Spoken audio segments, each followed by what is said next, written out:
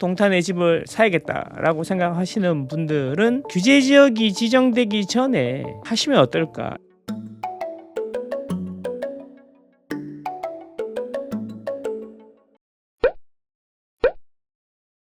자, 여러분, 벌써 2억 올랐습니다. 선거가 끝나자마자 2억이 올라버린 곳들이 많습니다. 자, 동탄 롯데캐슬 이야기인데요. 반도체 효과가 어마어마합니다. 저도 이렇게까지 오를지는 예상을 못했는데, 이거 한번 보실까요? 우리가 이제 6.3 지방선거 했었는데 6.3 지방선거 다음날 22억 2,500만 원에 롯데캐슬이 거래가 되었단 말이죠. 사실 이게 이제 소문이 좀 돌긴 했어. 그 전에 이제 22억 5천에 거래가 되었다, 아니다 이야기가 있었는데 실제로 이제 거래가 된 게 실거래로 떠버렸다. 자, 19억 8천만 원에 거래가 되는 게 한 2, 3주 만에 22억 2,500이 되었다라는 겁니다. 정말 어마어마하게 오르고 있다. 뭐 여기뿐이겠습니까만은 지금 이제 수도권 시향을 한번 보면 안에 보시면 너무 빨갛죠. 서울도 빨갛고 경기 남부권 항상 동남쪽으로 에너지가 먼저 퍼져나가니까 특히 여기 아래에 동탄이 핫한 것 같습니다. 그래서 오늘은 한번 시향을 전체적으로 한번 보면서 특이점이 있는 최근에 아주 많이 오른 것도 한번 이야기해 보도록 할게요. 서울은 이제 선거가 끝나자마자부터 이제 강하게 오르고 있고 지난주보다 더 많이 오르고 있어요. 상승세가 더 지속되고 있다라는 거죠. 근데 문제가 이제 전세인데 너무 많이 올라. 매매보다 전세가 이제 더 많이 오르는 추세로 점점점 굳어지는 것 같습니다. 서울이야 뭐 항상 그렇지만 만성적인 공급 부족에 시달리다 보니까 그런데 이번 주에 많이 오른 것도 보면은 강남 쪽보다는 강남 외곽 쪽이 더 많이 오르는데 이번 주에 1위는 이제 강서구, 구로구, 도봉구, 동대문구, 성북구, 강북구, 은평구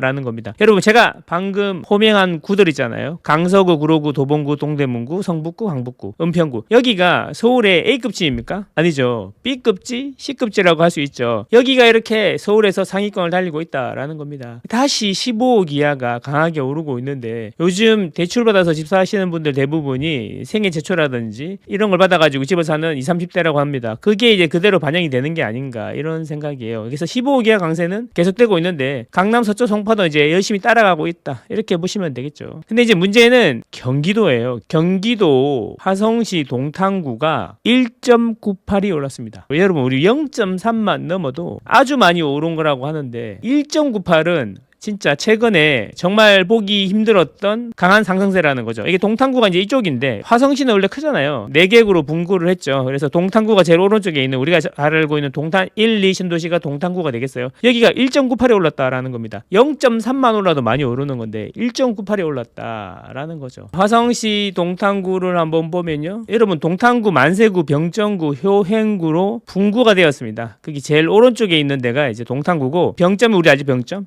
있는 데가 병정구인데 이쪽 끝에만 오르고 있죠. 그래서 동탄구가 1.98 올랐고 이 1.98이 얼마나 어마어마한 수치냐 하면은 제가 그래서 자료를 한번 준비를 한번 해봤습니다. 자 보세요. 제가 궁금해서 한번 때려봤어요. 1.98이 도대체 얼마나 많이 오르는 건지 때려봤더니 아파트는 망고쌤.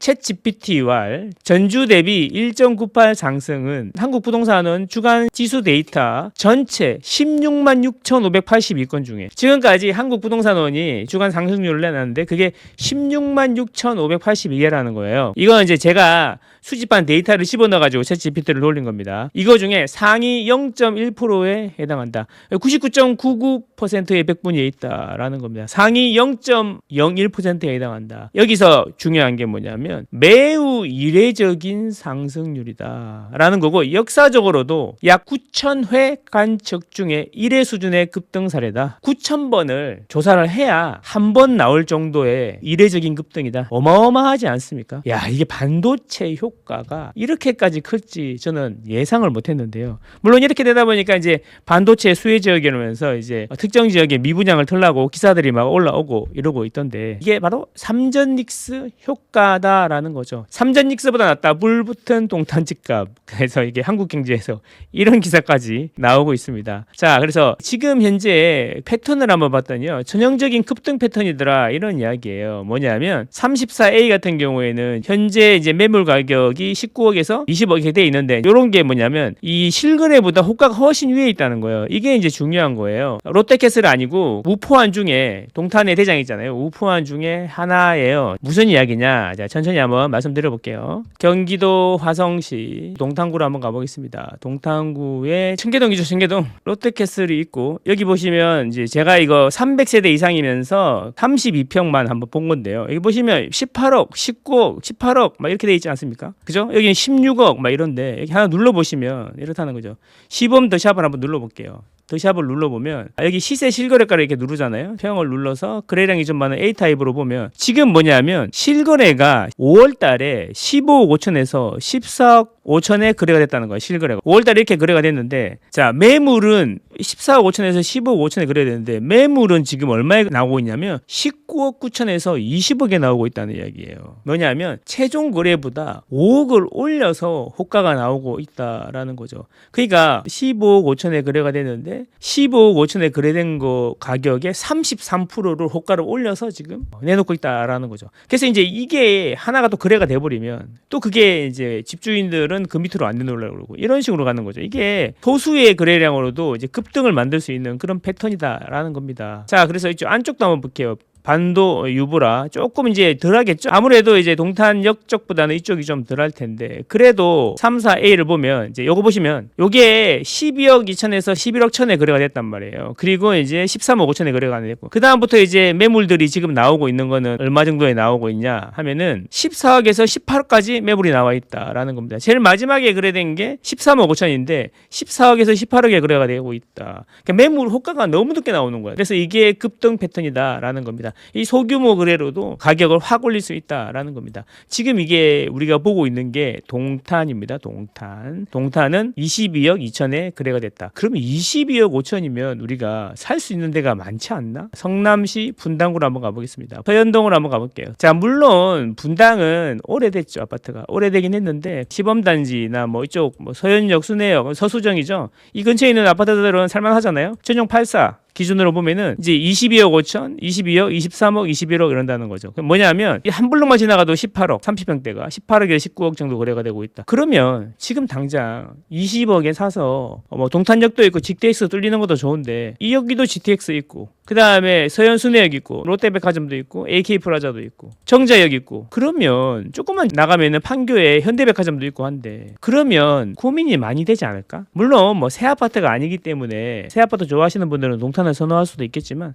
결국 시간이 지나면은 얘네들이 더 많이 오를 것 같다 이런 이야기죠. 그러니까 동탄이 너무 많이 오른 것 같다 단기적으로 이런 생각이 좀 드는 겁니다. 그렇다고 해서 단기적으로 내릴 거냐? 그건 또 저는 아니라고 본다. 왜냐하면 호가가 너무 높게 나와 있기 때문에 떨어질 이유가 별로 없어 보인다 이런 이야기입니다. 자, 이제 시간이 좀 지나보면 알겠죠. 문제가 뭐냐면 가격이 오르면 규제가 나오죠. 이거는 100%죠. 동탄 집값이 7% 뛰었다. 2월 이후에요. 2, 3, 4, 5 이렇게 4달 만에 지수가 7% 뛰었다. 규제 지역 지정 가능성이 커졌다. 이런 이야기예요. 자, 반도체 성과급이나 비교제 효과에 매수세 몰렸다 이런 거죠. 여기는 이제 아직도 갭 투자가 가능하지 않습니까? 그런 부분도 있을 거다라는 겁니다. 자, 그러니까 이렇게 되면 사실 우리 경기도의 12개 구역 규제 지역 지정됐던 거 기억나시나요? 별로 오르지도 않았는데 지정돼 가지고 난리가 났잖아요. 그래서 그게 이제 합법적이네 아니네 뭐 이런 이야기들 되게 많았었는데 이제 이거 1.98 한 주만에 올라버리면 이 가능성이 매우 커졌다. 그런데 이제 정부가 조용한 거 보면 왜 지방선거 때문에 지정을 하지를 못했던 것 같아요. 제가 보기에는 정치적인 의도가 있었던 것 같아. 근데 이게 계속 이렇게 7%씩 오르고 이러면 지방선거도 끝났겠다. 그럼 어떻게 나올까 한번 생각을 해보시면 어떨까 싶습니다. 그래서 규제가 지정되면 어떻게 되죠? 대출 규제가 나오죠. 그 다음에 토제 지역이 되면서 갭 투자가 불가능하게 되는 겁니다. 그리고 이제 세금 규제가 나오죠. 다주택자들은 중과세가 되고 보유세가 올라가고 보유세도 중과세 될 수 있습니다. 제가 드리고 싶은 말씀은 동탄에 집을 사야겠다라고 생각하시는 분들은 규제 지역이 지정되기 전에 하시면 어떨까 이런 생각을 한번 해봤습니다. 어쨌든 고민 많이 되는 가격은 맞고 곧 규제가 나올 것 같은 것도 확실합니다. 제 느낌은 그런데요. 정부가 이것도 가만히 두고 보고 있으면 형평성에 너무 안 맞는 거죠. 그래서 제 생각은 이런데 여러분 생각은 어떤지 댓글로 남겨주시면 감사하겠습니다.